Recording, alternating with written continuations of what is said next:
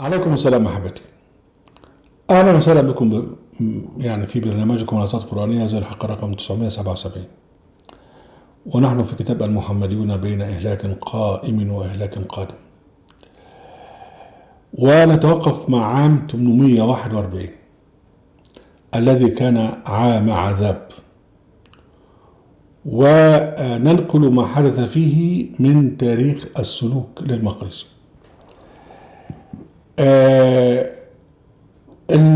المقريزي أعتبره أعظم مؤرخ في العصور الوسطى، في العصر العباسي والعصر المملوكي. المقريزي كتب الكثير من الكتب.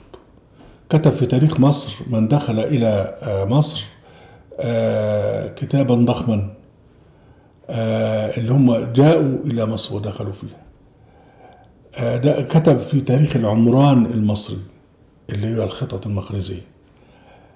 كتب لخص ما كتب عن الدولة الفاطمية، وكانت يميل إلى الفاطميين. كتب اتعاظ الحنفاء في تاريخ الخلفاء الفاطميين،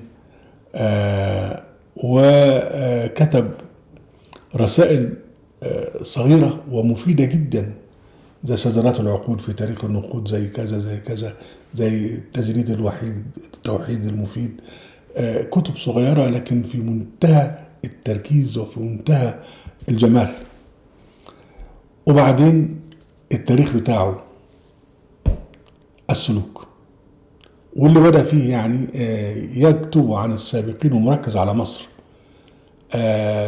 إلى أن وصل بقى إلى عصره، وابتدى يؤرخ لعصره من واقع المشاهدة والمعاينة، وكان متفرغا للتاريخ. هو تولى الحسبة شوية وسابها، لكن هو يتميز ليس فقط من حيث الكم بالعدد الكبير من الكتب التي كتبها، ولكن أيضا بأنه كان جريئا، وأنه كان صادقا، وكان لا يمالي أحدا. الأجزاء الأخيرة ديت الأجزاء اللي هي كان ينقل فيها عن السابقين.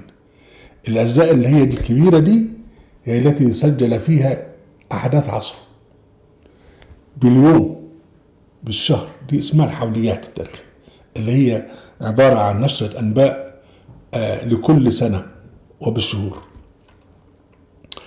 المقريزي عاصر، كان موجود معه 2 من كبار المؤرخين.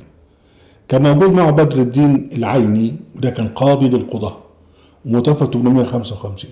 المقريزي متوفى سنة 845، وظل يؤرخ لغاية قبل ما يموت بشوية. بدر الدين العيني كان قاضي للقضاة، وهو من عنتاب في الشام، وله كتاب طبعا، الكتاب بتاع عقد الجمان في تاريخ أهل الزمان. وهو كان راجل منافق، وعمل مثلا الروض الزاهر في سيرة الملك الظاهر تتر، ده تقربا للسلطان المملوكي تتر، والسيف المهند في سيرة الملك المؤيد، شيخ برضو تاني بيتقرب إليهم. وراجل طبعا يصل إلى منصب القضاء بالبذل والبرطلة، وكان موجود في ديوان اسمه ديوان البذل والبرطلة، لمن يدخل في أي وظيفة لابد أن يدفع، ثم مع ذلك بقى يظلم الناس ويأخذ منهم فلوس. فالعيني كان مثل من هؤلاء. وبالمناسبة العيني له كتاب اسمه عمدة القاري في شرح صحيح البخاري. المؤرخ الثاني ده مشهور جدا بقى، مشهور بأنه محدث وأنه أمير المؤمنين في الحديث، اللي هو ابن حجر العسقلاني، واللي توفى سنة 852. المقريزي مات 845، ابن حجر العسقلاني مات 852. ابن حجر العسقلاني برضو كان قاضي للقضاة، وبرضه كان بيصل إلى منصبه بالفلوس، وبيظلم الناس ومية زي الباقين. وله بالإضافة طبعا الكتاب بتاعه المشهور فتح الباري في شرح صحيح البخاري، وله الإصابة في تمييز الصحابة، نقل بقى عن ابن الأثير والناس اللي هم قبل كده وله كتاب الدر الكامنة في أعيان المئة الثامنة، وله كتاب اسمه ذيل الدر الكامنة لسه مخطوط. وسجل حياة عصره أو تاريخ عصره من أول ميلاده لغاية آخر ما كتب في كتاب اسمه إنباء الغمر بأبناء العمر. لكن يعني الكتابات بتاعت إنباء الغمر طبعا ده كتابة يعني تاريخ معاصر بينقل زي المقريزة ما عمل في الأجزاء الأخيرة، لكن فرق كبير بين اللي كتبه ابن حجر العسقلاني من يعني تاريخ هايف جدا، وانا راجل باحث ومدقق وعارف انا بقول ايه، ويمتلئ نفاقا، وبين المقريزي العظيم المؤرخ العظيم. احنا هنتوقف شويه، هندي معلومات يعني عشان خاطر مش مجرد يعني نحن بنتكلم وعظ، هندي معلومات. احنا هنتعرض بقى لما حدث سنة 841، وكان ايامها دي كانت السنة الأخيرة التي حكم فيها الأشرف بيرسباي السلطان المملوكي.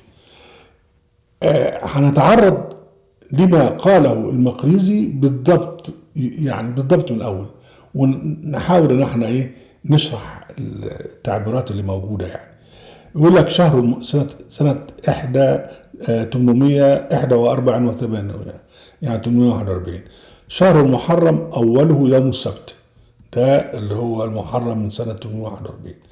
في ليلة الأحد تاسعه بلغ القاضي زين الدين عبد الباسط والوزير مش عارف وسعد الدين النصر الخاص أن المماليك السلطانية على عزم نهب دورهم.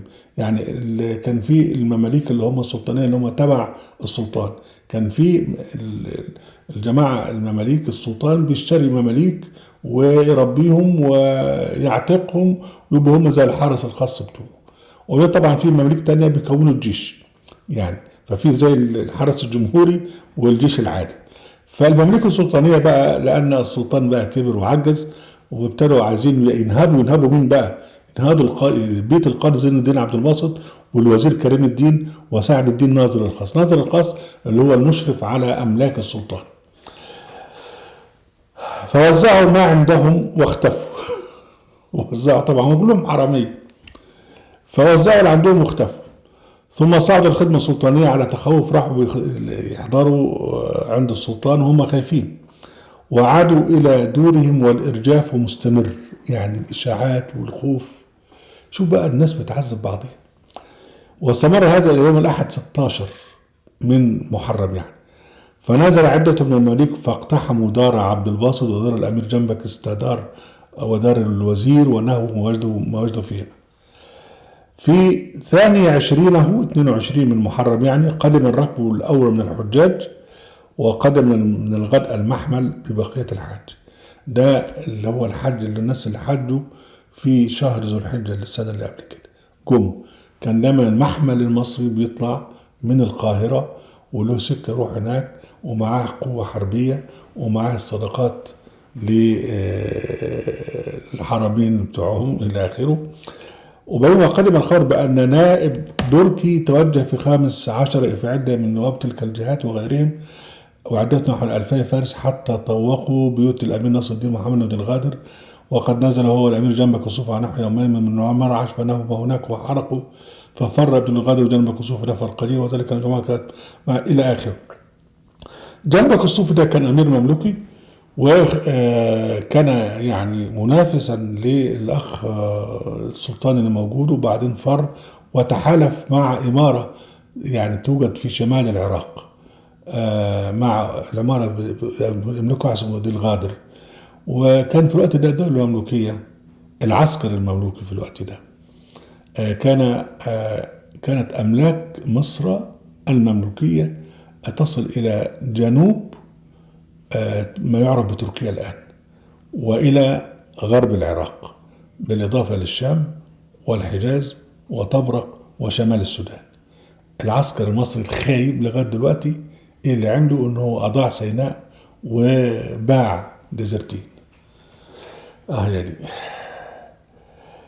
شهر صفر أوله الأحد توجه الأمير إنال الجنكي نائب الشام اللي هو اللي بيحكم الشام باسم السلطان من دمشق، يريد حلب، وقالت صارت نواب بن شعبان بحلب إلى آخره، عشان خاطر يردوا على ابن قرمان اللي هو إلى آخره. في رابعه الموافق 14 مصر كان وفاء النيل إلى آخره والكلام ده. في سابعه تقدمت الامير إنان الجكمي نائب الشام اللي هو جه يزور السلطان ومقدم له بقى هديه من الحاجات اللي نهبها، وهي ذهب 10,000 دينار وخول 100 فارس، منها 3 أرؤس بسرور ذهب وكنابيش ذهب وسمور اللي هو الحرير 10 أبدان ومش عارف ايه وكذا وكذا. قعد يعد في الحاجات اللي جابها الهدية بتاعته. وفي يوم الاثنين 16 خلع على جلال الدين كذا كذا اللي هو قاضي مكة خلعة الاستمرار، يعني ده انه يظل قاضي في مكة، وقد قدم مكة صحبة الحاج.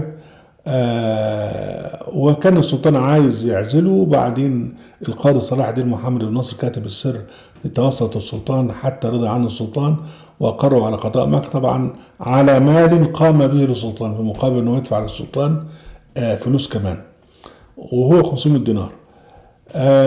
وقل فكان ذلك من المنكرات التي لم ندرك مثلها في قبل هذه الدولة. ده التعليق بتاع المقريزي. قلنا المقريزي رجل حر جدا وبينكر أي حاجة وما بيهموش. وبعدين الخميس 26 على 26 خميس كان نوروز القبط اللي هو عيد النوروز والى اخره مش عارف ايه. شهر ربيع الاول اول يوم الثلاث استقر القاضي محمد مش عارف في شيخ الاسلام بدر الدين محمد بن القاضي شيخ الاسلام شهاب الدين الفضل اللي هو ابن حجر بيقول لك ان هو استقر في نظر جامع الطلول نظرة المدرسة بين القصرين نيابة عن قاضي كذا كذا. ده بيتكلم على المناصب اللي خدها ابن حجر اللي هو بيسموه شيخ امير الدين في الحديث. في خامسه لخامس ربيع الاول خلع على كذا وولي الوزاره، وبعدين الى اخره. يوم السبت 12 يوم عيد الصليب عند قبة مصر نودي على النيل بذات اصبعين الى اخره. يوم السبت انا طبعا بنختصر يعني عشان خاطر الوقت الحلقه. خلع على صاع جمال كذا كذا انه يوم 26 بلغت زيادة النيل كذا. في هذا الشهر ثبت ماء النيل الى نوح النصف ثم انحط فضرع الناس في الزرع وكملت عمالة مش عارف ايه. اهم شيء نوجد الخبر بقى اهم المصايب اللي جت معه في هذا الشهر. والذي قبله فشى الموت في الناس بمدينة حماه، يعني ده بدأ وباء في حماه أو حماه في الشام وأعمالها القرى اللي تبعها حتى تجاوز عدة من يموت كلهم 150 إنسانا. وقدم الخبر من حماه يعني أو من حماه مش عارف بأن عدد من بلاد اليمن قد احترقت بأجمعها وحرقت دار الملك كذا. المهم يعني أخبار عن اليمن وأخبار برضو عن واقعة بين المسلمين وبين ملك البرتغال في طنجة في أعمال المغرب. ده لمحة سريعة عن شهر محرم وشهر صفر أظن من خلال ما كتبه المؤرخ المقريزي. احنا لسه ما دخلناش في المصايب. اهلا وسهلا بكم حبيبي ونرجوكم مع قناه قرانيه وفي قناه اهل القران في موقع اهل القران. لا تنسوا المشاركه بالشير ولايك وعليكم السلام.